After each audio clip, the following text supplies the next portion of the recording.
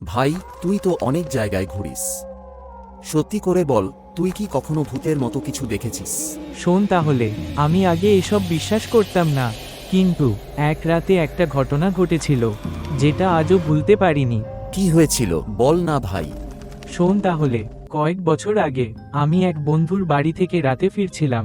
তখন প্রায় 12টা বাজে। রাস্তা একদম ফাঁকা, চারদিকে শুধু ঝিঝি পোকার শব্দ। আমি একটা পুরনো রাস্তা দিয়ে হাঁটছিলাম। ওই রাস্তা নিয়ে অনেকেই বলতো রাতে নাকি অদ্ভুত কিছু দেখা যায়। তুই তখন ভয় পাচ্ছিলি? না, তখন তো এসব বিশ্বাসই করতাম না। হঠাৎ দেখি রাস্তার একটু সামনে সাদা কাপড় পরা একজন মানুষ দাঁড়িয়ে আছে, মাথা নিচু করে দাঁড়িয়ে। আমি ভাবলাম হয়তো কেউ পথ হারিয়েছে। আমি কাছে গিয়ে বললাম, ভাই, কিছু লাগবে? লোকটা কোনো কথা বলল না, একদম চুপ। তারপর?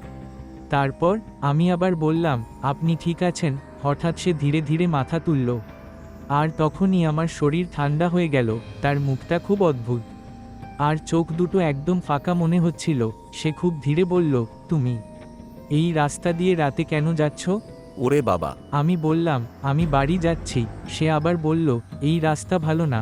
এই বলে সে ধীরে ধীরে রাস্তার অন্ধকারের দিকে হাঁটতে লাগলো। আমি একটু ভয় পেলেও হাঁটা শুরু করলাম, কিন্তু কয়েক মিনিট পরে মনে হলো কেউ যেন আমার পেছনে হাঁটছে। আমি থেমে পিছনে তাকালাম, কিন্তু কেউ নেই।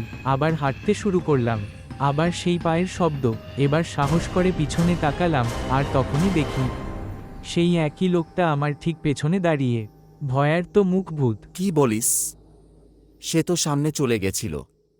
হ্যাঁ, তাই তো ভয়টা তখনই লাগলো। সে ধীরে ধীরে বলল, আমি তো বলেছিলাম এই রাস্তা ভালো না। তারপর হঠাৎ ঠান্ডা বাতাস বইতে লাগলো, আর চোখের পলকে লোকটা অদৃশ্য হয়ে গেল। আমি আর এক সেকেন্ডও দাঁড়াইনি, দৌড়ে বাড়ি চলে গেছিলাম। তারপর তুই আর ওই রাস্তা দিয়ে গেছিস? না ভাই, আজও রাতে ওই রাস্তা দেখলেই আমার সেই লোকটার কথা মনে পড়ে, আর আজও বুঝতে পারিনি সে মানুষ ছিল নাকি অন্য কিছু, ভূত।